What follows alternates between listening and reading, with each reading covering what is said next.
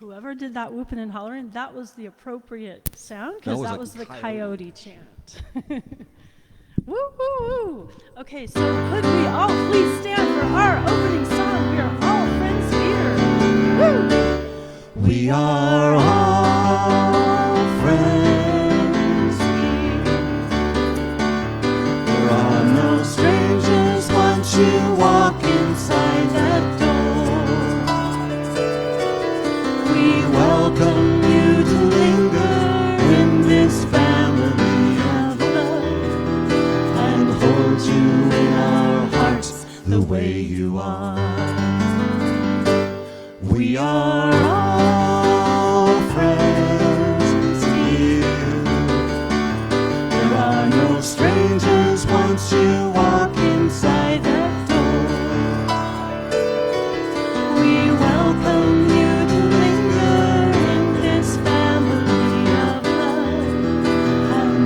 You in our hearts the way you are. We are all friends here. There are no strangers once you walk inside that door. We welcome you to linger in this family of love and hold you in our hearts the way you are, and hold you in our hearts the way you are, and hold you in our hearts the way you are. Thank you and good morning. And before you sit down, let's do our community blessing. We love you. We bless you. We appreciate you. And we behold the Christ in you. Welcome this morning. You know, I begin to get you're welcome to sit down now. I begin to get hand signals from the back, and I think, okay, what's happening? I don't understand what's happening. And somebody was telling me to turn my mic on, but it was on, so... Welcome to Unity Church in Reading. It's wonderful to see you this morning. Thank you for remembering to move your clocks ahead and not showing up at 9:30 instead of 10:30. It's good to see you, and it's wonderful to welcome our guest speaker this morning, Reverend Andy Torkelson. You're welcome. So let's just take a deep breath and turn into prayer.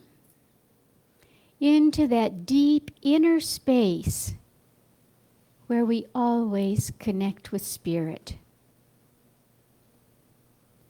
Let us just drop our shoulders, soften our eyes, and let any cares go that might be keeping us from being totally present this morning.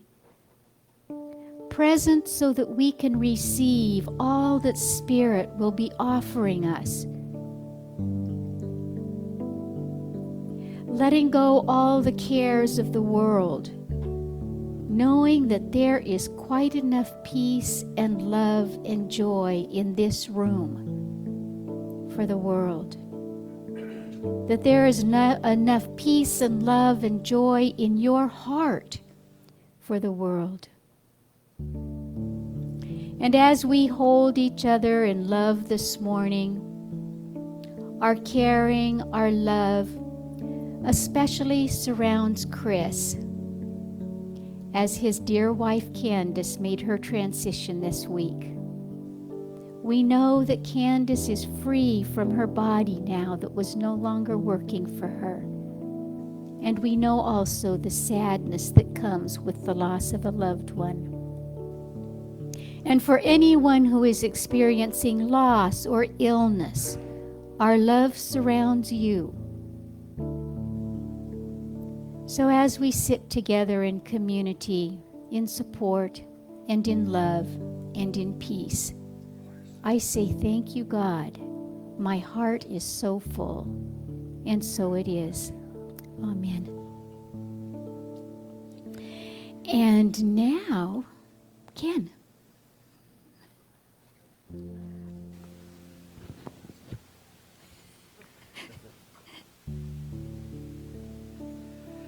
Thank you, thank you, thank you. One thing hopefully you will notice quickly is that there is no slide on behind us. You did notice that. Unfortunately, the bulb blew out just before service as we were getting it all warmed up. Now, the side note on that is that it was replaced on Tuesday of the week and went through all of its testing and came through in flying colors, but decided it had stage fright and it was not going to go on. So we'll take care of that later. So now we're going to call on our memory banks so that we know everything that's going on in the service. And the first thing we're going to do is we're going to have our lighting of our Christ candle. And can I ask Nancy to come forward and light our Christ candle? Normally she's at the piano or the keyboard and doesn't get to light it.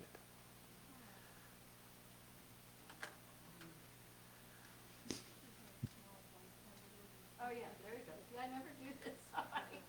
Thank you. We're going to go down memory lane with you. And as she lights this candle, let's say together, we light this candle to remind us the Christ of Christ lives within each one of us. I am the light of Christ. And now we'd normally say together the Lord's Prayer, but we're going to have a special music moment, and Laura is going to sing for us. And as usual, you're welcome to sing too.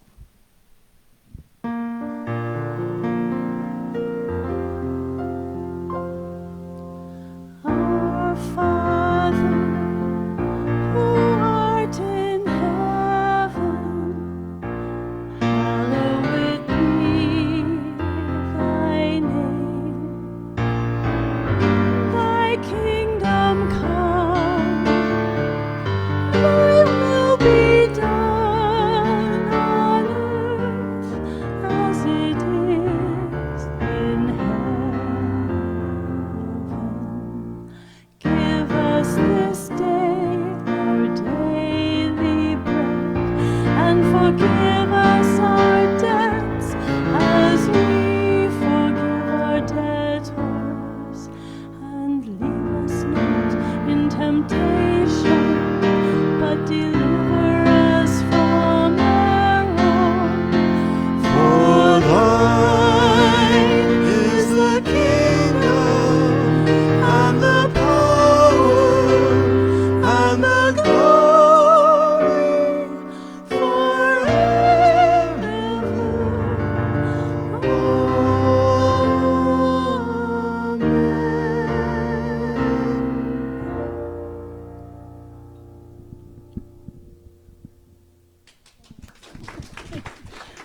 Thank you. Thank you. Well, it's just an honor. Oh, are we having Yes. the Joy song now? Yes. Okay. We're on the same page, yes. So the Joy song today, I'll just tell you the words. You've sung this before. There's a good for me, and I ought to have it. And that repeats several times. There's only one life. That life is God's life. That life is my life now. You can do this. So please stand up, and I mean, if you can't get the words, just dance along. We've got our shakers. But you need that stand because you're playing whistle. Oh, I am. This is so complicated. You can practice your shakers.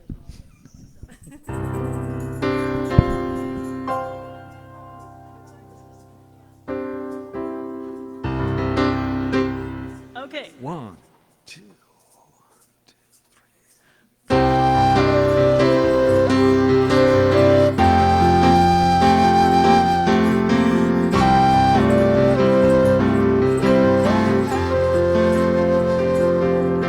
There's a good for me, and I ought to have it. A good for me, and I ought to have it. There's a good for me, and I ought to have it. A good for me, and I ought to have it. There's a good for me, and I ought to have it. A good for me, and I ought to have it. There's a good for me, and I ought to have it. A good for me, and I ought to have it. There is only one life. That life is God's life. That life is my life now. There is only one life. That life is God's life. That life is my life now. There's a good for me.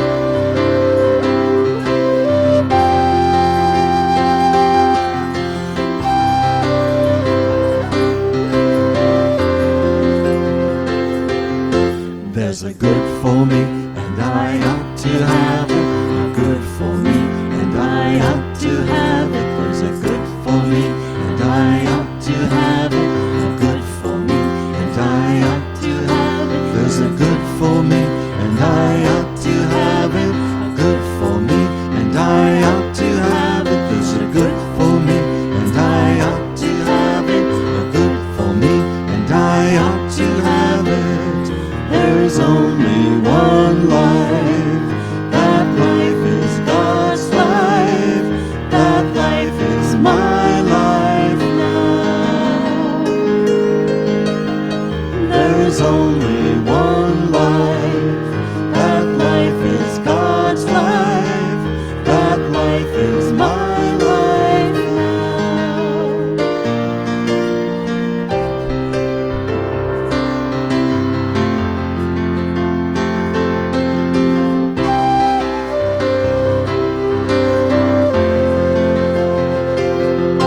There's a good for me, and I ought to have it. A good for me, and I ought to have it. There's a good for me, and I ought to have it. A good for me, and I ought to have it. There's a good for me, and I ought to have it. A good for me, and I ought to have it. There's a good for me, and I ought to have it. A good for me, and I ought to have it.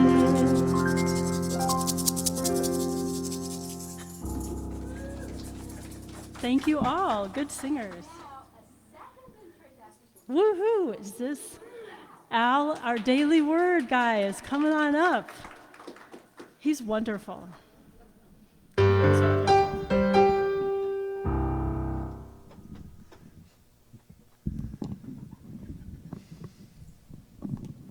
Light.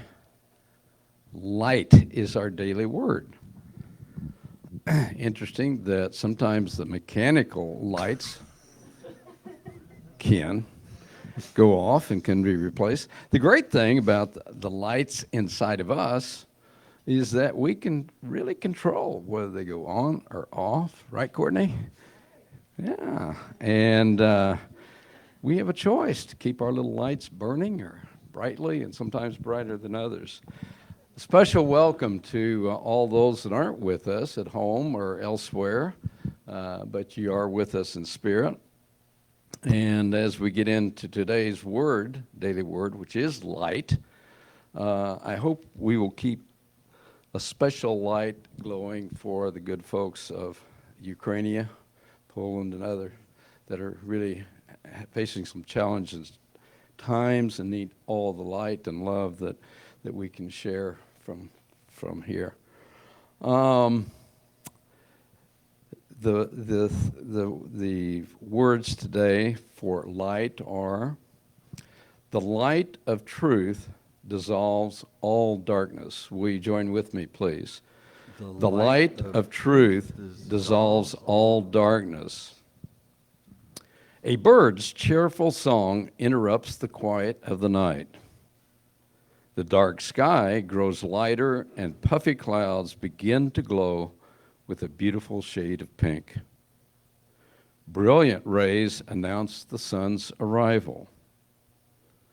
The sun peeks over the horizon, flooding the new day with light.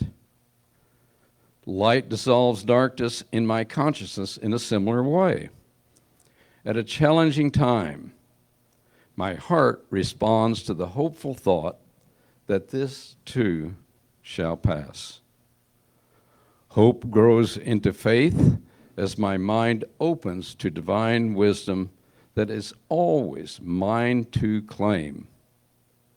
Guided by the dawning light of truth, I see the way forward and follow it with confidence. As surely as each new day brings a sunrise, my faith assures me the light of truth will dissolve the darkness of any obstacle I may face. These thoughts were inspired by the first chapter of John, verse 5. The light shines in darkness, and the darkness did not overcome it.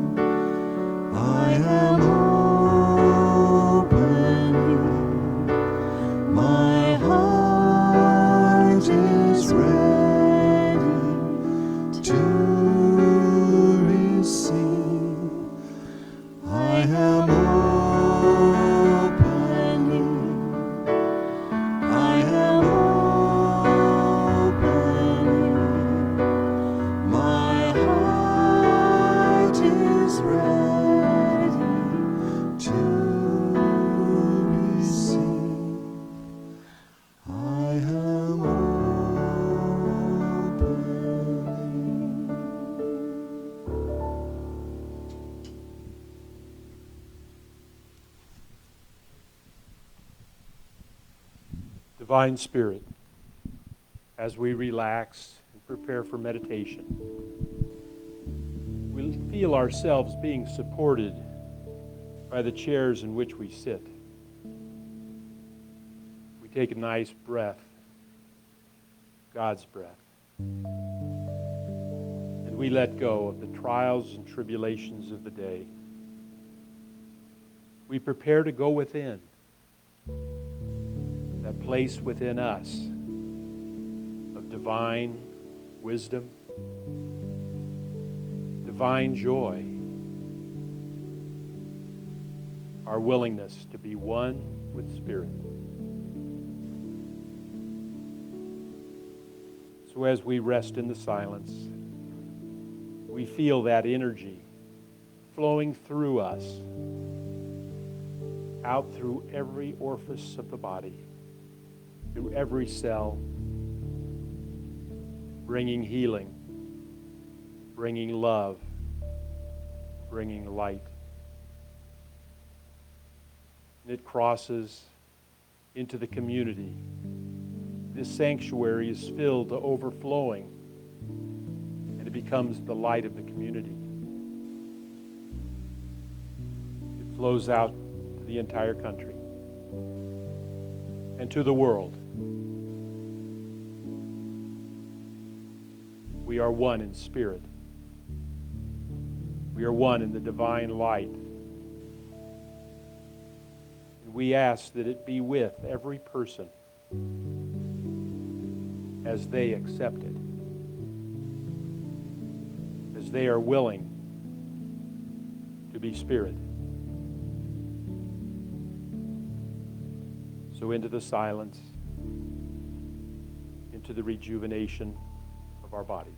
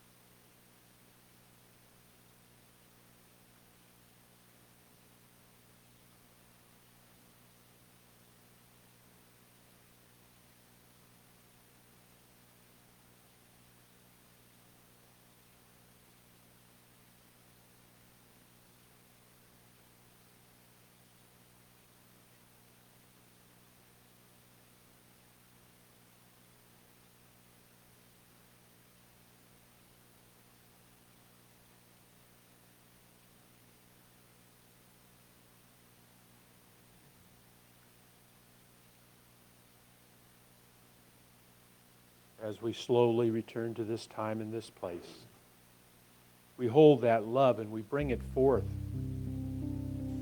And we know that there are many among us that would like this energy of love. So let's bring their names into the sanctuary, the situations, the conditions that we pray for together.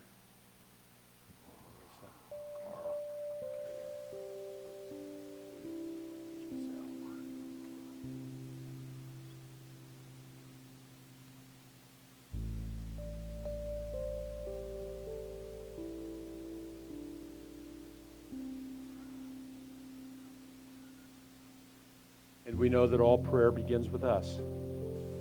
So let's bring our name into the sanctuary of love together. Kenneth. These names are enfolded with all the names and conditions that we've thought of, and even those that come to mind later in the day. All the prayers in our prayer box, all the prayers at Silent Unity, they're all enfolded in God's love. And we know thy will be done, as it is, and shall ever will be, in peace, in love, and in harmony. We say thank you. And so it is. Amen. And now we get some more music.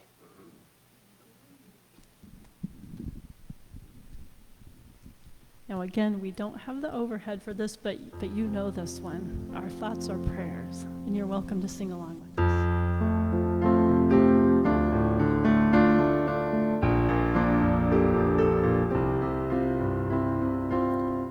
Our thoughts are prayers, and we are always praying. Our thoughts are prayers. Listen to what you're saying. Seek a higher consciousness, a state of peacefulness, and know that God is always there. And every thought becomes a prayer.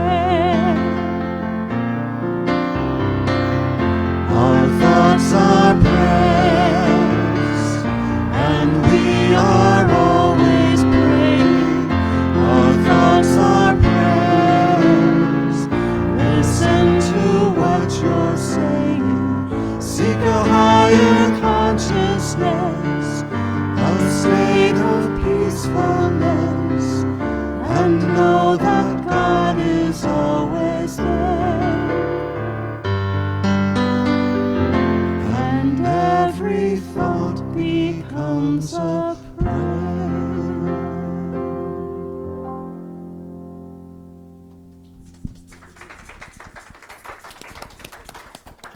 Thank you, Anton and Laura. It's beautiful. And you know, it always is seemingly serendipitous, but we know it's in the divine plan that it always works out. And this morning we had songs that we quite know, even though we don't have them above. Isn't that something? It gives me great, great pleasure to welcome Reverend Andy Torkelson to our Unity Church in Reading this morning. Andy was the minister in the Paradise Church, Center for Spiritual Living for about 10 years, wasn't it, Andy? And he lost both his church and his home in the Paradise Fire. And he now lives in Chico and serves as a drug rehab counselor, serving youth and adults. And after talking to Andy, the thing that's so beautiful to me is he holds every person in such high respect, just seeing the Christ light within them and working with them to bring that forth so it can shine. So if you will please join me this morning in welcoming Reverend Andy.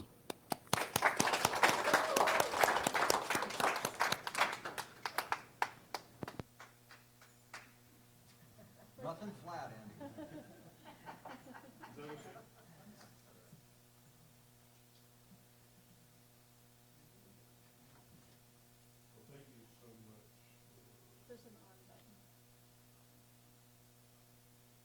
Thank you there we go.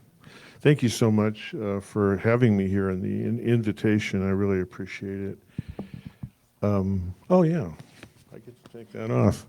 Problem with taking off a mask, though, you got to make sure there's no danglers. You know what I'm saying? So we've all gone through that for a while. So.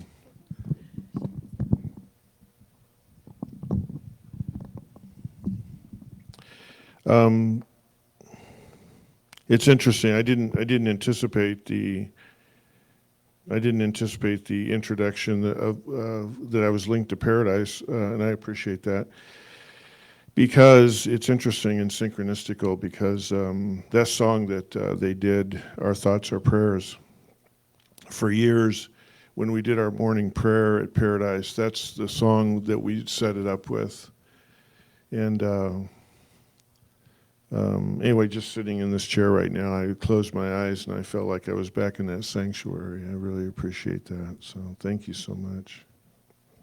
You guys have a beautiful place here. I've never been here before, and the energy of this place is just wonderful. Just feel it right away. I can tell it's just a loving community and a really tight metaphysical community. So just want to say that. When we take a look at the New Testament at that time and period, where all of the stories that we are linked to especially in the Western Judeo-Christian narrative, we take a look at that time and place, and that time and place that all these events went down was very dynamic. There were trade routes that went through there, and of course there was oceans around there, and there was fishing going on, and there was their form of commerce, and there was, the Roman Empire was all geared up, and they were doing their thing, and so we have these Jewish people who were living under the thumb of the Roman Empire, and out of all of that grew this narrative of Jesus and those who were his followers who come down to us. It's interesting because whenever you're in a place where there are dynamic ideas floating around, it can be really wonderful, and it can also be very challenging to we go out every day into the marketplace of our belief systems and what's really true and what's not true, and what resonates with us and what doesn't resonate. And so the idea was out there at that time from all the different religious ideas that were floating around the air of that area of, do I matter? Do I matter? And the reason that was really important at that time, because there were belief systems at that time of caste systems, especially with the Roman Empire around and even some of the other things that were floating around. And the caste system is basically where you are born is where you are born. And there are people who mattered and people who didn't. And so basically how that worked out religiously, there were people who, this is your lifetime. You're going to labor. You're going to do whatever you do. And when you leave this lifetime, that's it. This is your shot. You say, well, can I move beyond this? No, this is it. Now, if you were lucky enough to be born in a different caste system, then something else would take place. So imagine the people who walked around every day thinking about this idea of this is just where I am. Whatever tribulations, whatever toils, whatever heaviness, whatever density of this physical experience, this is it. Now, that's amazing to me because, and I'm sure a lot of you are parents or you've been around young children, and we were all kids at one time, and there is something inherent with this idea of I matter as a kid.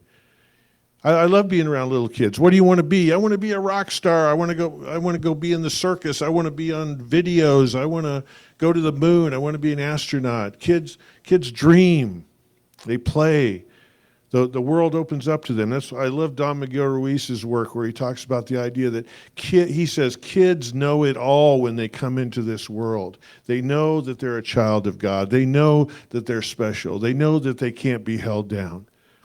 He talks about it's the domestication that holds people down. So the children of that time were no different, who ended up growing up to be adults. They had that feeling, and then they got old enough, and no, you don't understand. This is it. You can't do anything else with your life. So then we have in the New Testament the story that comes down. It's in the book of Matthew. And the question is basically, do I matter? And so there's a person there that says, are not 2 sparrows sold for a penny? Yet not one of them will fall to the ground outside of God's care. And even the very hairs of your head are numbered. You, my friend, are truly worthwhile. Oh, wow. That's why the teachings that grew up over there at that time are just so profound. I matter. There's this essence of God, this energy of God, this presence of God that knows me, that I'm not locked into where I am. There's possibility, there's potential for that. That's amazing to me.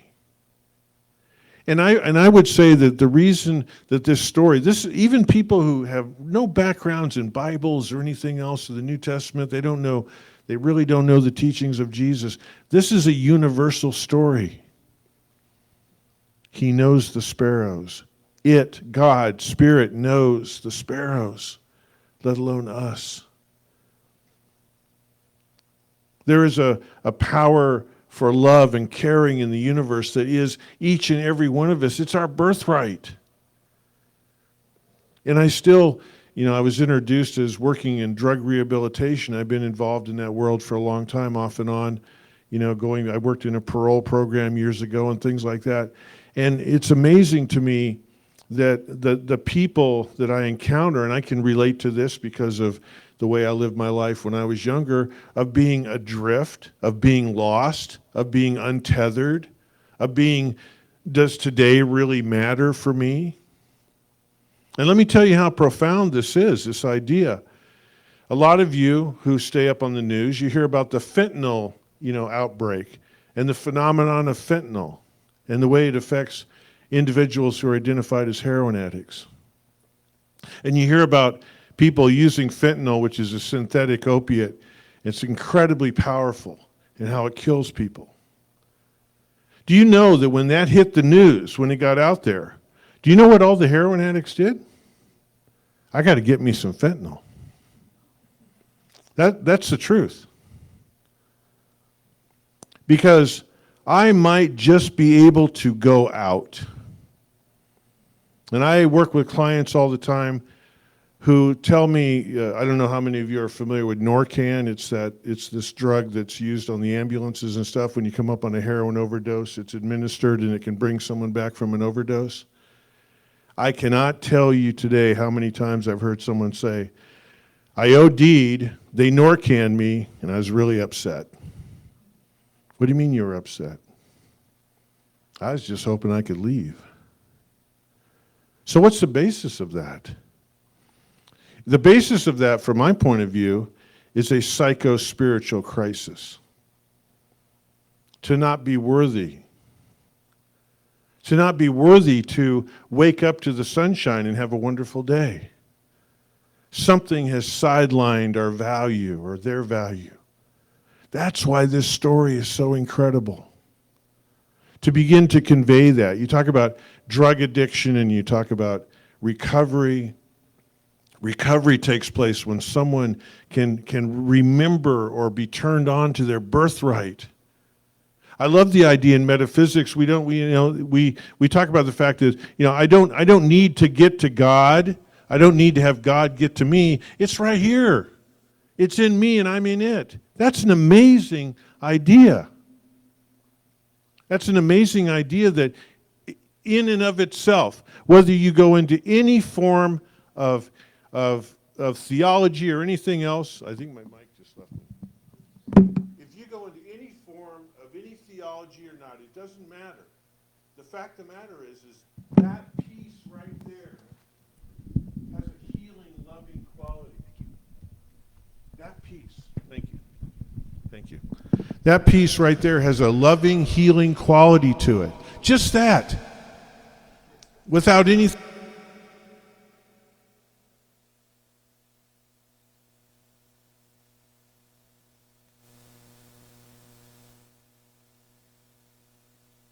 Folks. I wish I could tell. There we go. Okay. Let's just hold on to it. Let's not get fancy with it, okay? All right.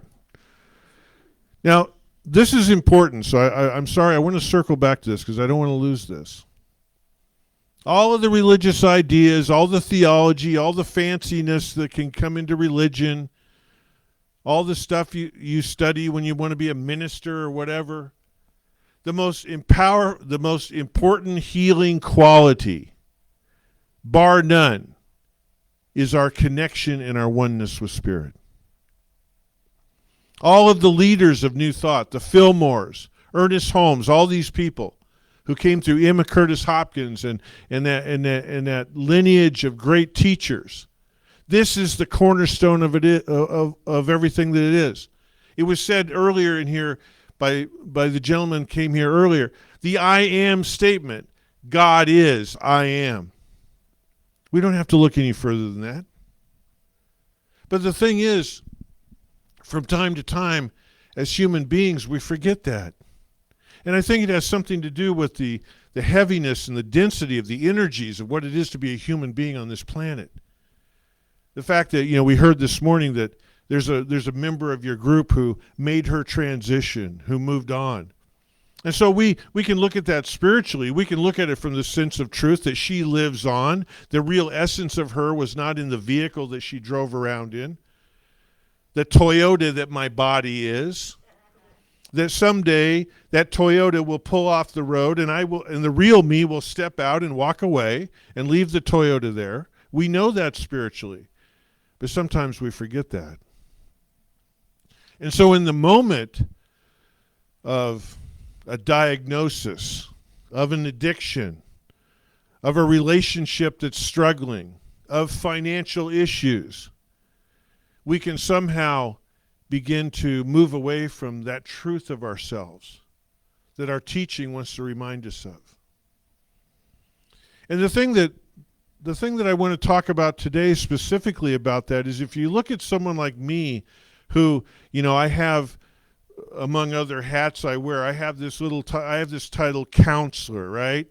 And so someone comes in and I'm working with them and I'm spending 30 days, 60 days, 90 days with them, working through their issues, taking a look at their addictions, looking at what has fallen apart psychologically, spiritually, physically, whatever that is.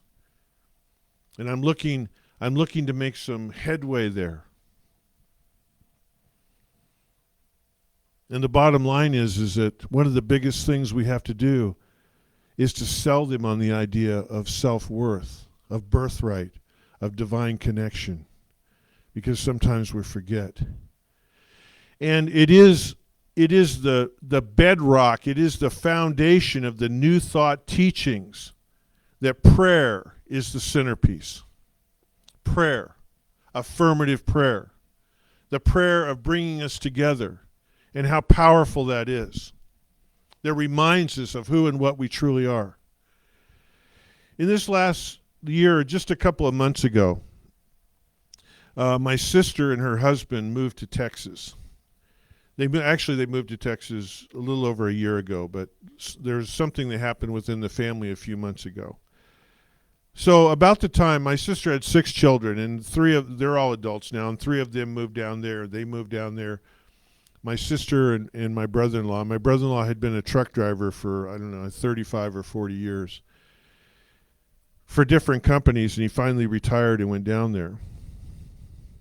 And my relationship with my sister has been interesting because there's not any accident they moved to Texas. And I hope I'm not being offensive with that. But I mean, I kind of, if you want to know who I am, I'm kind of the polar opposite of what's happening in Texas these days. That will kind of tell you what I'm all about, especially religiously. Because my sister and I were raised in fundamentalist evangelical Christianity, and I took a different route, obviously. I took a lot of different routes that she didn't take. But she loves me and I love her, but sometimes you wouldn't know it if we hung out with us for a while. On a good day, it's just like lots of weather talk. So anyway, they moved down to Texas, and right after they moved, right around that time, my brother-in-law had just retired, made this big move, was diagnosed with an exotic and very aggressive form of cancer. And so right away, he went into the medical industrial complex. And he decided to go full bore. Every treatment they had, every specialist they had, which is cool. That's his right to do that. They hit him with everything they had. There was one surgery he was in that was in excess of 20 hours. 3 different surgeons came through in that time, all of them with different specialties. Radiation, chemo, the whole thing. And when he came out of that, they kind of kept an eye on him for a while, obviously, and it became very evident that the medical part of it didn't do what they were hoping it would do. And in the meantime, he was left devastated, physically devastated from the surgeries and the medications and all that stuff. So his daughter, my niece, who moved down there, I'd been corresponding a lot with her because my sister was having a hard time dealing with it, and I would call and try and comfort my sister, but to get really information, she was struggling. And so my niece, she was really, she's a young woman who's in her early 40s now, and so I was talking to her a lot.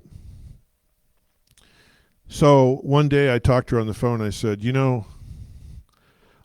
I don't know how to say this. I want to say it politely, but if by any chance the medical direction is not going the way everyone wants it to, can you please give me a call, because I want to see him, before he maybe moves on. And she said, no, I totally appreciate that, So we kept in contact with each other, and then one day I got a text from her, and it was a very lengthy text, and she said, you may want to come down here.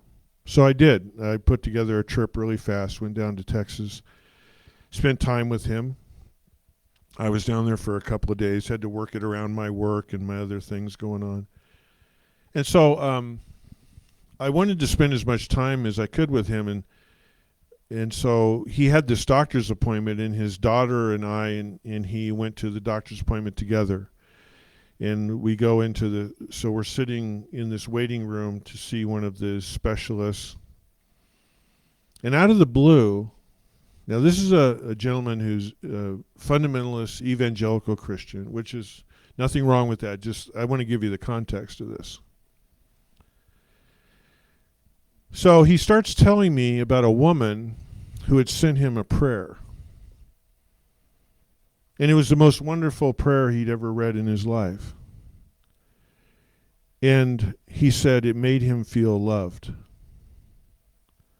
And his daughter and I both said, almost like we were on a script, like, well, you are loved. And then a silence, and he said, in a very frail voice, I am loved. So he began to talk about the woman who sent him this prayer, and he described her as a new age lesbian. He'd been driving out of West Sacramento for a lot of years, and I think she was another truck driver he got to know down there years ago. And he proceeded to say, there's a lot of people who tell me I should have nothing to do with someone like her. But her prayer made me feel so loved. There's a place in the New Testament that Charles Fillmore was very much loved. It was also in the book of Matthew. In the book of Matthew says, the door must be closed to all thoughts and interests of the outer world of limitation or lack. I would almost argue Charles Fillmore built his whole teaching on that.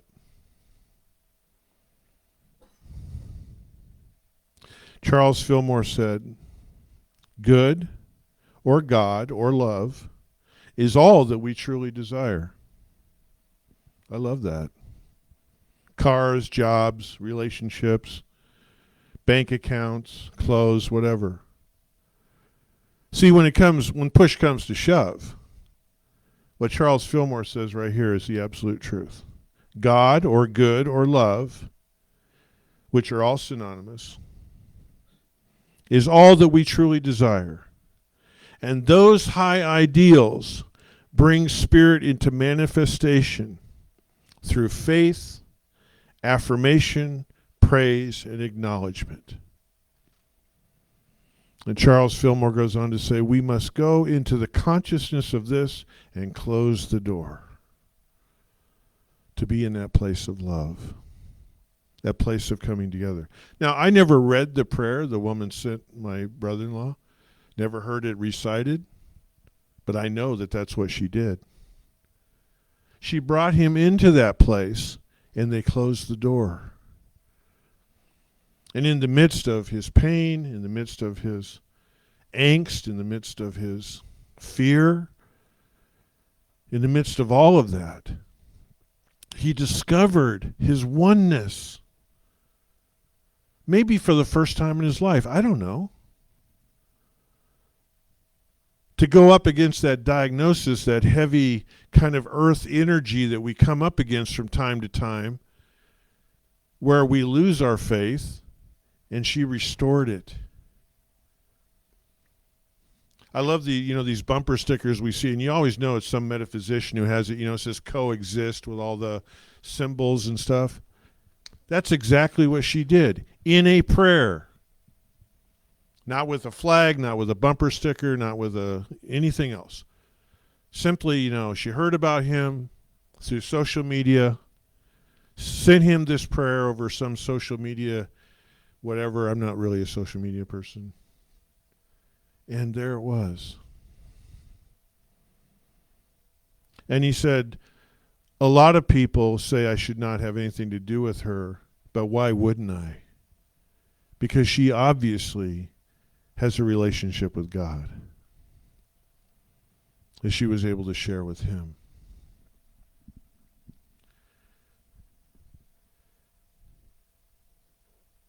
The idea of coming to that place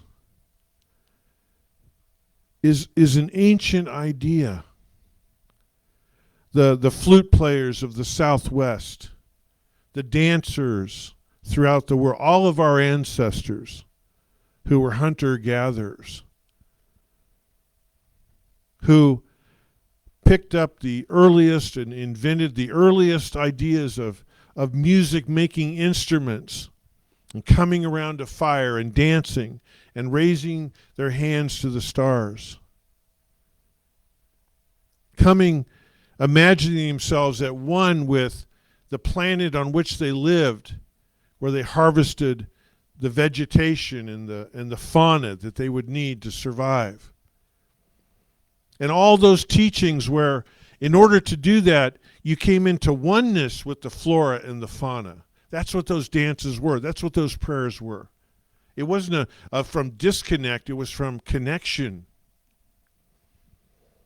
And somewhere along the line, and I'm not smart enough to know how this happened, but in a lot of our religious ideas, there's been a disconnect there somehow. And the thing I love about New Thought metaphysics is that I feel that we have, within our teachings, we are reaching back to the most ancient ideas of our connection with Spirit, that we are one with Spirit. Doesn't matter what our diagnosis is, doesn't matter what our addictions are, doesn't matter what our bank account is, nothing matters. We are there. We are the sparrow. And we matter. We are the retired truck driver, and we matter. We are the heroin addict, and we matter. I want to end with sharing you a story. This is a Taoist story, and it's a mythological story, and it obviously has meaning, you know. And so this is inspired for me, by a gentleman by the name of Alan Cohen. I'm sure a lot of you have read his books. He's one of our great writers. So I want to end with this morning. One day, a student of the Tao sought out his master teacher at her cabin, but could not find her. Looking through the window of a shed behind her cabin, he saw her sitting at a potter's wheel, quietly moving in sync with the rhythm of that wheel, while gracefully shaping the wet clay with her hands, her gaze lowered, unaware of anything else, including the student's presence. As the student watched her intently, slowly, the teacher began to vanish, while the movement of the wheel continued along with the shaping of the pot. The student blinked and looked all over and couldn't believe what he was not seeing. After some time passed, the teacher slowly began to reappear, taking the wide-mouthed pot from the wheel and setting it on a shelf to dry. The pot was a gift for a wedding party. What that talks about is becoming one with the Tao and one with the pot, and one with the idea of two people are getting married and how this pot is going to serve them. All of this behind the closed door of consciousness. Recognizing our oneness with Spirit, she was able to vanish into it. Just like my brother-in-law was able to move away from his cancer for a moment and vanish within that place of Spirit where they became one. Thank you very much, you guys. Namaste.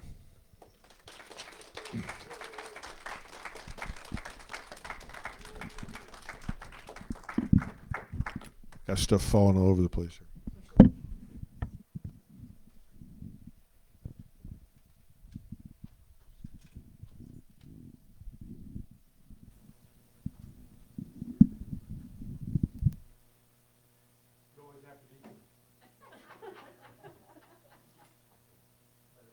You always have to be concerned how you pick things up when you're on camera.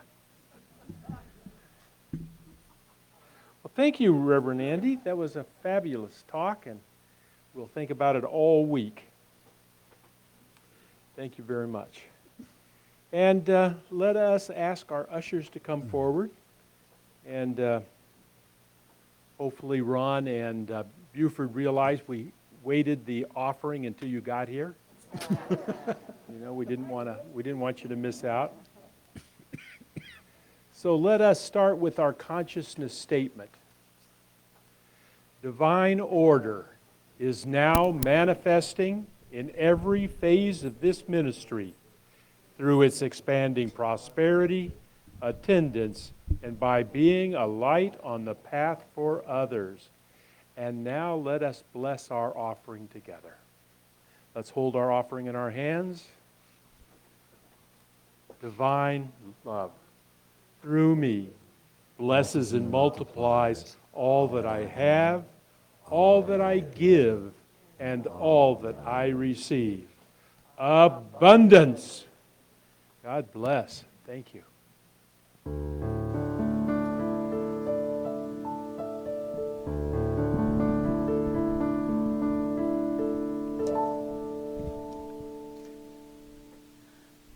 Walking all the day, I need some reverb, where tall towers with falcons build their nests. Silver winged they fly, they know the call of freedom in their breasts. Saw black head against the sky with twisted rocks that run down to the sea. Living on your western shore, saw summer sunsets, asked for more. I stood by your Atlantic sea and sang a song for Ireland. Talking all the day with true friends who try to make you stay. Telling jokes and news, singing songs to pass the time away. Watched the Galway salmon run like silver darting, dancing in the sun. Living on your western shore, saw summer sunsets, asked for more. I stood by your Atlantic sea and sang a song for Ireland. This is for Ukraine. Dreaming in the night, I saw a land where no one had to fight. Waking in your dawn, I saw you crying in the morning light. Lying where the falcons fly, they twist and turn in your air blue sky. Living on your western shore, saw summer sunsets, asked for more. I stood by your Atlantic sea and sang a song for Ireland.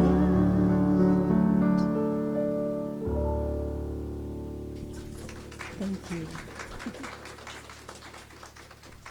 Once again, great beauty. Thank you. Well, St. Patty's is on Thursday. So would you like to do something? That was it. That was the it. Song, Oh, the I song- thought we were going to have some of Anton's. Anton's Antics. Yes, Anton's antics. I like I it. think the offering is the antic, and you can bless it, and I will give Oh, it. I plan to bless it for sure. Thank you for that St. Patty's song. Oh, and I do feel so blessed this morning. Isn't this a glorious day? A day where we're receiving the offerings, a day when we had such a profoundly thoughtful talk. Things to think about, recognizing that we do matter each one of us. And because each of us matters, and because each of us gives from the generosity of our hearts, I receive these offerings with great joy, knowing that they go for the greater good of all, for our community of Reading, for our church, and for our school in Uganda and beyond. And so with great love and great appreciation for each of you and how you give to our sacred community through your time, your talents, and your treasures, I say thank you, God, and so it is. Amen. Thank you, thank you.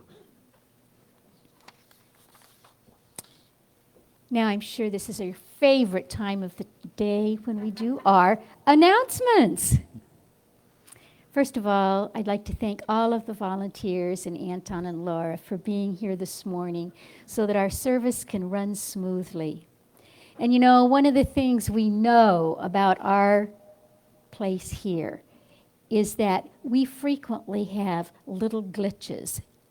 And every time it happens, we have some way to just seamlessly go through it and accept it and laugh and love, don't we? So thank you, Shelba, this morning for your graciousness in just helping things go on as is, for our wonderful ushers, for all of you who serve in the various ways.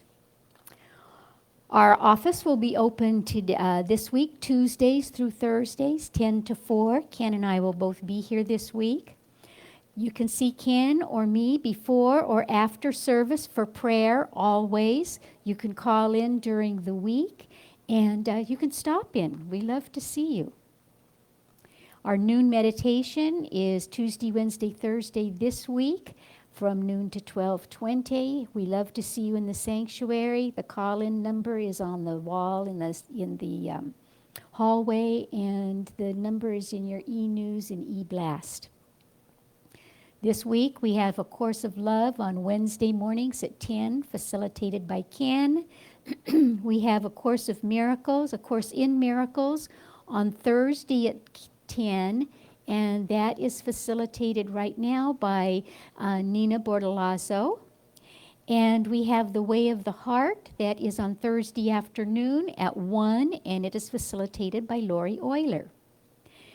Please check the bulletin board for this week's 12-step programs that meet in our sanctuary.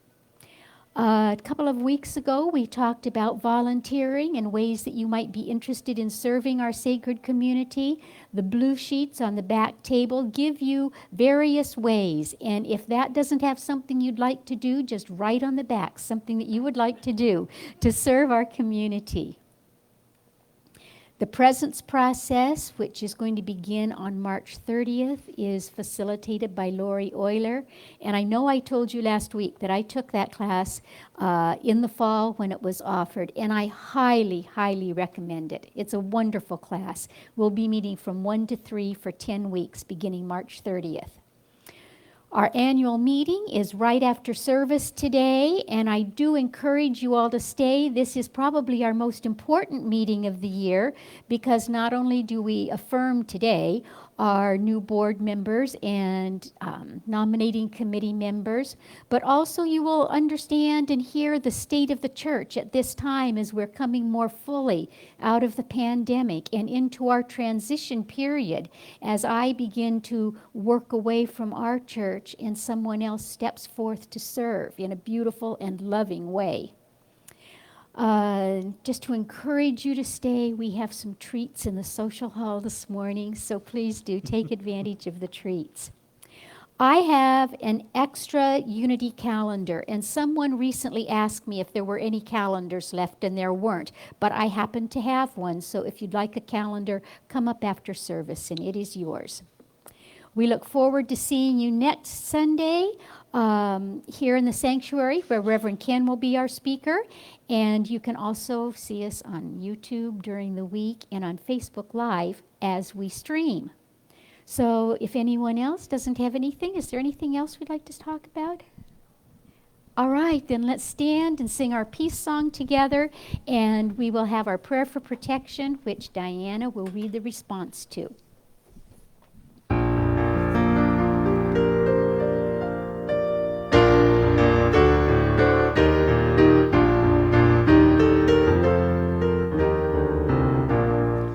Let there be peace on earth, and let it begin with me.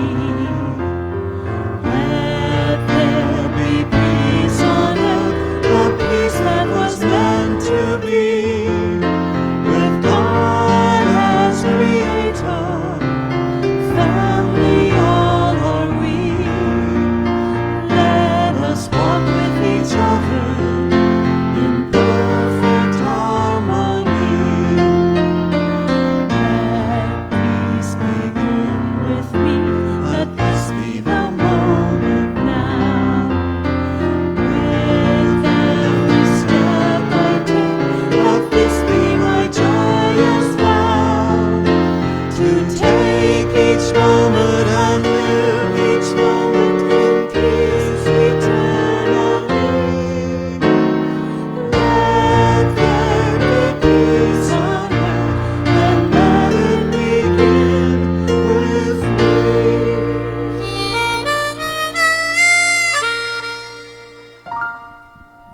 There were the Anton antics. Thank you, Anton. And Courtney, would you please join me this morning as we do our prayer for protection, and we'll do the hand signals, okay? All right. The light of God surrounds us. We are the light of God. The love of God enfolds us. We are the love of God. The power of God protects us. We embrace that power. The presence of God watches over us. We live our lives in God's presence. Wherever we are, God is. Have a beautiful week. Please stay for our meeting and have a treat. And we can have some visiting time after if you'd like. Oh, we have many more calendars. Look what Reverend Ken found. Thank you so much, darling heart. Oh, What time is the after meeting? the meet.